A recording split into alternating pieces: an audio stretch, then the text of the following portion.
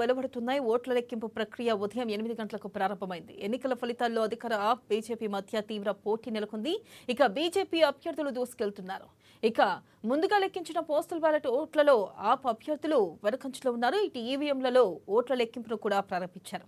దీనిపై ఈ అంశంపై మనతో మాట్లాడడానికి సీనియర్ రాజకీయ విశ్లేషకులు కృష్ణమూర్తి ఉన్నారు. వారితో మాట్లాడిద్దాం. కృష్ణమూర్తి గారు నమస్తే అండి. నమస్తే అమ్మా. మనం చూస్తున్నట్టయితే ఏదైతే బీజేపీ ప్రస్తుతం లీడ్ లో కొనసాగుతుంది. ఫస్ట్ నుంచి ఓట్ల లెక్కింపు మొదలైనప్పటి నుంచి కూడా బీజేపీ లీడ్ లో ఉంది. ఏదైతే సర్వే ఫలితాలు చెప్పాయో బీజేపీ ఖచ్చితంగా సాధిస్తుంది, బీజేపీ గెలుస్తుంది ఢిల్లీ పీఠాన్ని అని చెప్పి, అవి సర్వే ఫలితాలు నిజం కాబోతున్నాయి అంటారా? ఖచ్చితంగా గత కొంతకాలంగా సుమారుగా 2 సంవత్సరాల నుంచి ఢిల్లీ లిక్కర్ స్కామ్ బయటకు వచ్చినప్పటి నుంచి బీజేపీ ఢిల్లీలో పాగా వేయాలి. ఈ వచ్చే ఎన్నికల్లో అంటే 2025 ఈ ఏడాది జరిగే ఎన్నికల్లో ఖచ్చితంగా ఆప్ను మట్టి కప్పించాలని చెప్పేసి బీజేపీ ఏదైతే వ్యూహాత్మకంగా వెళ్ళిందో అది కొంత సక్సెస్ అయిందని చెప్పొచ్చు.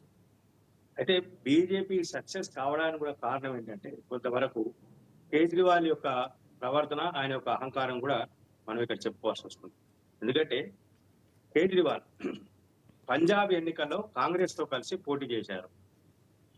అక్కడ కాంగ్రెస్ పార్టీతో పోటీ చేయడం ద్వారా ఓట్ల షేరింగ్ అనేది కలిసి వచ్చింది.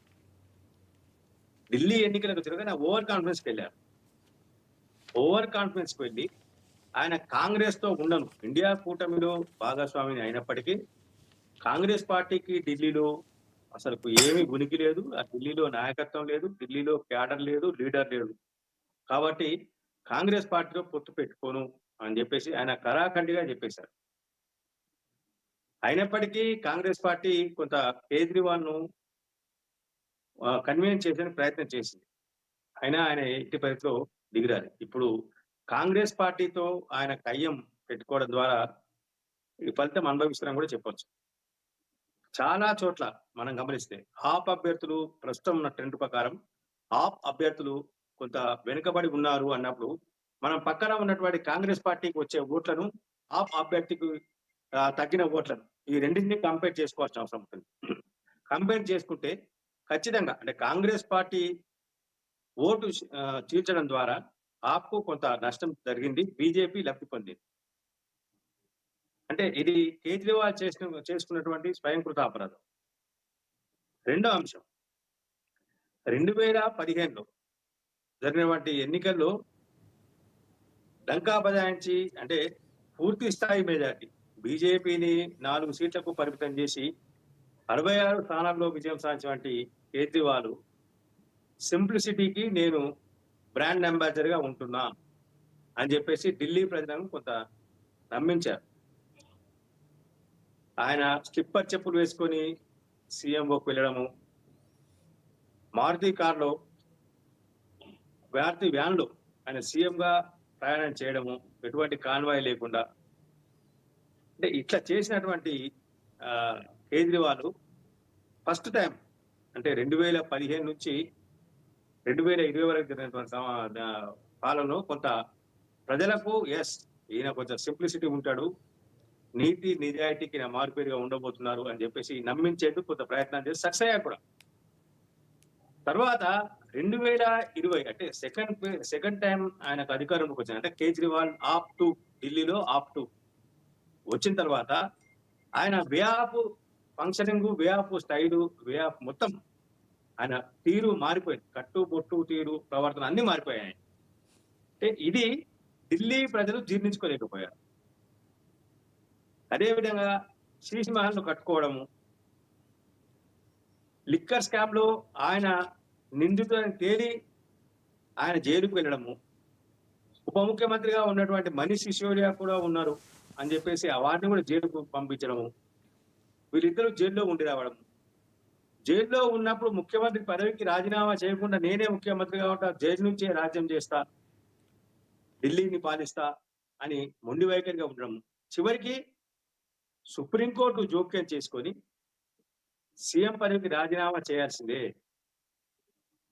అని చెప్తే తప్ప ఆయన గద్దె దిగడు. అంటే ఆయన పదవీ కాంక్ష ఎంతవరకు ఉంది అనేది ఆయన ఢిల్లీ ప్రజలకు చెప్పగానే చెప్పారు.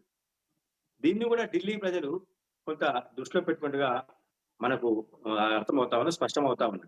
అలాగే మనం అదేవిధంగా చూసుకున్నట్టయితే ఇది కృష్ణమూర్తి గారు మొదటి నుంచి కూడా ఇటు ఎప్పుడైతే సర్వే ఫలితాలు వచ్చిన తర్వాత కూడా ఆప్ అధినేత చెప్పడం జరిగింది ఖచ్చితంగా సర్వే ఫలితాలు తప్పు అవుతాయి, ఆప్ ఖచ్చితంగా గెలుస్తుంది అంటూ కూడా ఆయన ధీమా వ్యక్తం చేశారు. ఎందుకంటే మధ్యతరగతి వారు ఆయనకి సపోర్ట్ చేస్తారని గట్టిగా నమ్మారు. కానీ చూసుకున్నట్టయితే ఇప్పుడు ఓట్ల లెక్కింపు జరుగుతున్నప్పుడు కూడా మధ్యతరగతి వారు కూడా బీజేపీకి ఓట్లు వేయడం జరిగింది.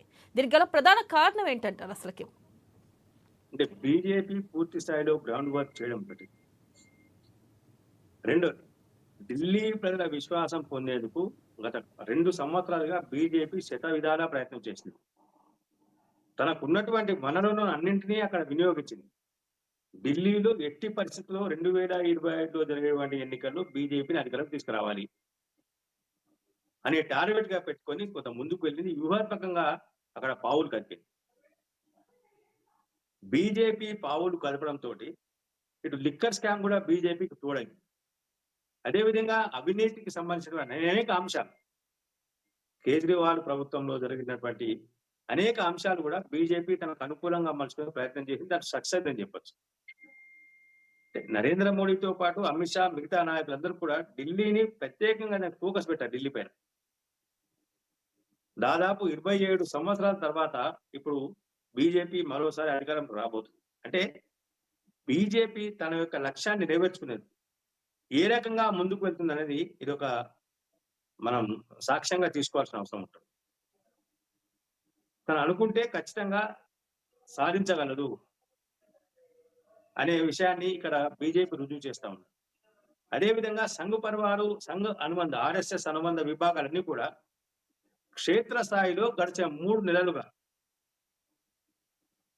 అండర్ గ్రౌండ్ వర్క్ చేసుకుంటూ వచ్చాయి. అండర్ గ్రౌండ్ వర్క్ అంటే పార్టీ ఎక్కడ వీక్ ఉన్నది, పార్టీకి ఏ బస్తీలో ప్లస్లేని మైనస్లేని, ఆ మైనస్లను తొలగించాలంటే ఏం చేయాల్సిన అవసరం ఉంటుంది, స్థానిక ప్రజలకు ఏ నాయకుడు అయితే బాగుంటుంది, స్థానిక ప్రజలు ఏ నాయకుని పట్ల విశ్వాసంతో ఉన్నారు అనే విషయాన్ని వాళ్ళు క్షేత్రస్థాయిలో పరిశీలించి కొంత నివేదిక ఇచ్చారు. ఈ అలాగే మనం నివేదికలకు చూసుకున్నట్టయితే అనుగుణంగా అలాగే మనం చూసుకోవచ్చు ఏదైతే కూడా కేజ్రీవాల్ ఉచితాల్ని ప్రవేశపెట్టినా ఉచితాల గురించి చాలా ప్రచారాలే చేసినా కానీ ఇటు ఆప్ ఓడిపోయే దిశగా పయనిస్తుంది. అసలుకి ప్రధాన కారణం ఏంటి? కేసులు, నేతల అరెస్టులు ప్రధాన అంశాలంటారా అసలు ఆప్ ఓడిపోవడానికి? ఎస్, అంటే తెలంగాణలో ఏదైతే జరిగిందో ఇప్పుడు అక్కడ కూడా ఢిల్లీలో కూడా అదే జరుగుతుంది. అంటే కేసులు ఇక్కడ తెలంగాణలో కేసులు లేకపోవచ్చు. తెలంగాణలో అవినీతి ఆరోపణలు విచ్చలవిడిగా పెరిగిపోయాయి. గత బీఆర్ఎస్ కేసీఆర్ హయాంలో, బీఆర్ఎస్ ప్రభుత్వంలో బీఆర్ఎస్ నాయకుల మీద, ఎమ్మెల్యేల మీద భూ కబ్జాలు కానీ, లిక్కర్ మాఫియా కానీ, శాండ్ మాఫియా కానీ, ధరణి విషయంలో ఆ పార్టీ తీసుకున్నటువంటి నిర్ణయాలు ఇవన్నీ కూడా కొంతవరకు కొంత బీజేపీని, బీఆర్ఎస్ ని ఇక్కడ ఇబ్బందిగా పాలు చేసింది. అయితే దీని విషయంలో కేసీఆర్ ఎప్పటికప్పుడు జాగ్రత్త తీసుకుంటాడు. కానీ ఆయన యొక్క కోటరి ఈ జాగ్రత్తలన్నింటిగా పటాపంచలు చేసే విధంగా ఆయన కొంత ఒప్పించేందుకు ప్రయత్నం చేసినట్టుగా తర్వాత బయటకు వచ్చినటువంటి విషయం. ఇదే తరహాలో అంటే తెలంగాణలో ఏదైతే జరిగిందో అదే తరహాలో ఇక్కడ ఢిల్లీలో కూడా అదే జరిగింది. కేజ్రీవాల్ కొంత తనకన్నా కొంత కోటర్ని ఏర్పాటు చేసుకొని ఉండడము, అదేవిధంగా సొంత లాభం కోసం ప్రజా సంక్షేమ పథకాలను పక్కన పెట్టి ప్రజాహితం కోసం పనిచేయడం మానేసి సొంత హితం కోసం ఆయన ప్రయత్నాలు మొదలుపెట్టడము, విమర్శలను అంటే ఢిల్లీ కేంద్రంగా ఆయన పాలన చేయాల్సినటువంటి కేజ్రీవాల్ జాతీయ రాజకీయాల్లో కీలకంగా మారి నరేంద్ర మోడీకి వ్యతిరేకంగా పనిచేయాలి అని ఇండియా కూటమితో జతకట్టి చివరికి ఇండియా కూటమిలో ఉండకుండా ఇండియా కూటమిని ఆయన చీల్చేందుకు ప్రయత్నం చేయడం, ఇవన్నీ కూడా అక్కడ మైనస్ గా మారినాయని చెప్పచ్చు. అదేవిధంగా సామాన్యుడికి నా పార్టీ గుర్తు చీపురు కట్ట, నేను చెత్తను తొలగిస్తా అని చెప్పేసి అధికారంలోకి వచ్చినటువంటి కేజ్రీవాల్ 2వ దఫా అధికారంలోకి వచ్చినాక చీపురు పక్కకు పెట్టి చెత్తను ఆయన పోగేసుకున్నట్టుగా స్పష్టంగా తెలుస్తా ఉంది. తొలగించలేదు చెత్తను, ఎక్కడెక్కడ పోగేసినారు. ఏదో కొంచెం మైనస్ గా మారింది అన్న విషయం ఇప్పుడు ఫలితాలను బట్టి మనకు స్పష్టమవుతా ఉన్నది.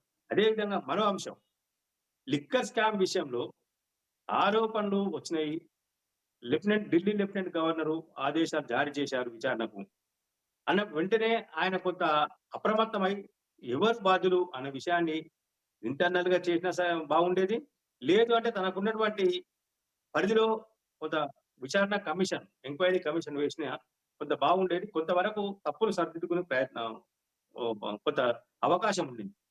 కానీ అలా చేయకుండా అసలు తప్పులే జరగలేదు, అసలు దాంట్లో ఎవ్వరి ప్రమేయం లేదు అని గవర్నర్ మీద యుద్ధం ప్రకటించి, కేంద్రం మీద యుద్ధం ప్రకటించి, దర్యాప్తు సంస్థలను దరిచేయకుండా ఉండడము, ఇవన్నీ కూడా కొంత కేజ్రీవాల్ మీద నమ్మకాన్ని, ఢిల్లీ ప్రజలు నమ్మకం కోల్పోయే విధంగా ఈ పరిణామాలు దారితీశాయని చెప్పచ్చు. ఈ నేపథ్యంలోనే కేజ్రీవాల్ నాయకత్వం అంటే ఢిల్లీ లిక్కర్ స్కామ్ తర్వాత జైలుకు వెళ్ళారు. మనీష్ సిసోడియా జైలుకు వెళ్ళారు. ఆయన రాజీనామా చేశారు. అది యాక్సెప్ట్ చేశారు. తర్వాత కేజ్రీవాల్ జైలుకు వెళ్ళారు. మనీష్ సిసోడియా ఉప ముఖ్యమంత్రిగా ఉన్నటువంటి మనీష్ సిసోడియా రాజీనామా చేసి, ఆయన జైల్లో ఉండి రాజీనామా చేసిన సమయంలో దాన్ని యాక్సెప్ట్ చేసినటువంటి కేజ్రీవాల్ ముఖ్యమంత్రిగా తాను జైలుకు పోయినప్పుడు మాత్రం నేను రాజీనామా చేయను అనడం.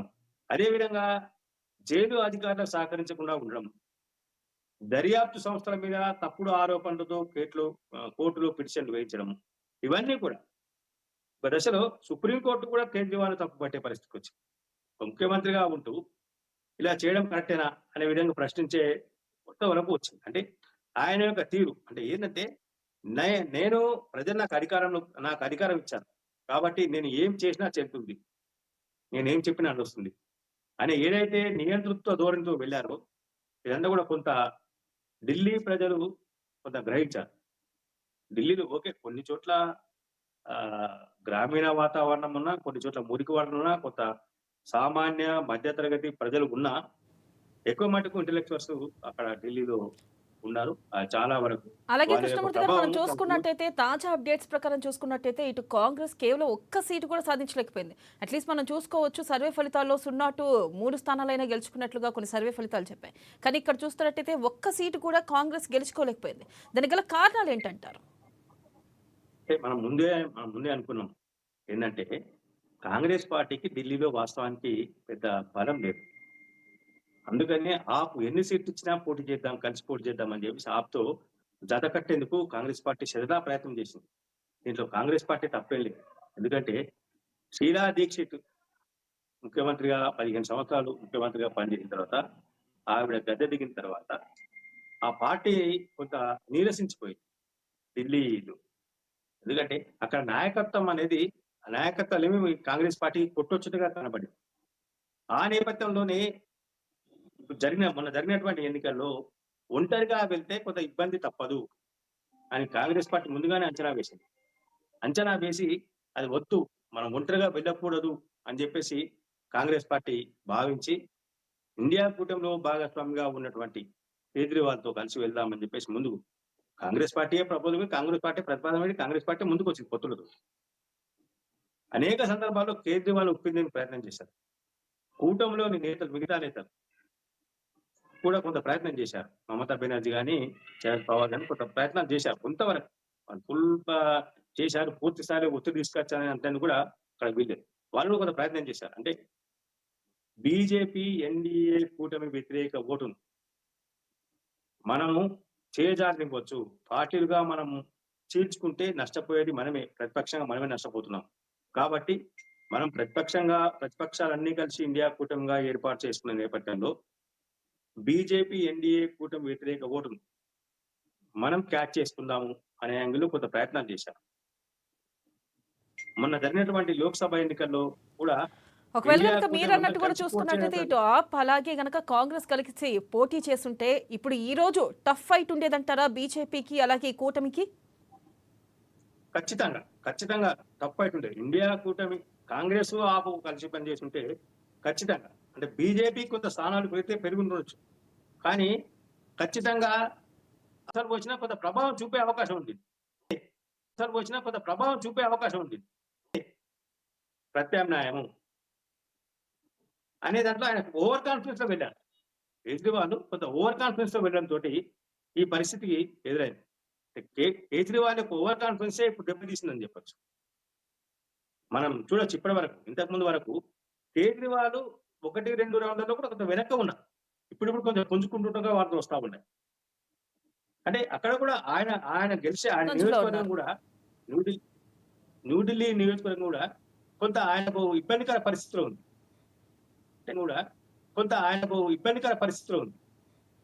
అంటే ఆయన కూడా సొంతంగా ఆయన గెలిచేందుకు కూడా శ్రమించాల్సిన పరిస్థితి. ఎలక్షన్ లో ఎట్లా ఉంటుందంటే 300 ఓట్లతో ఓడిపోయినప్పుడు ఒకవేళ అంటే 150 ఓట్లు వచ్చుంటే ఈయన గెలిచే అవకాశం ఉంటుంది. ఇది ఎలక్షన్ క్యాలిక్యులేషన్. ఇట్లా చాలా ఉన్నాయి. అంటే ఎగ్జాంపుల్ చెప్తున్నాను, ఇంకా చాలా మీరు తుది ఫలితాలు వచ్చినప్పుడు మనం గమనించవచ్చు. చాలా వరకు వందల్లో ఓడిపోయే సీట్లు చాలా ఉన్నాయి. వందల్లో ఓడిపోయే సీట్లు, కొన్ని చోట్ల వేలకు ఓడుతున్నారు, వేరే విషయం. వందల్లో ఓడిపోయే సీట్లు కూడా చాలా ఉన్నాయి. ఇక్కడ డబల్ డిజిట్ వచ్చే వందల్లో ఓడిపోయే సీట్లు అంటే ఉండే 70 స్థానాలు. 70 స్థానాల్లో దాదాపు 10 స్థానాల్లో ఈ రకంగా ఫలితాలు వస్తే కాంగ్రెస్ తో కలిసి, ఇండియా కూటమితో కలిసి పనిచేస్తుంటే ఖచ్చితంగా అది బెనిఫిట్ వచ్చేది కదా.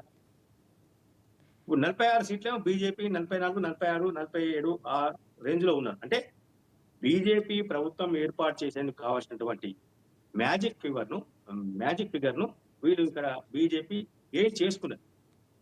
కానీ ఆ మ్యాజిక్ ఫిగర్ ఒకవేళ ఇండియా కూటమితో కలిసి పోటీ చేసి ఉంటే ఆ మ్యాజిక్ ఫిగర్ కు ఖచ్చితంగా కేజ్రీవాల్ పోటీ పడి నువ్వా నేనా అనే విధంగా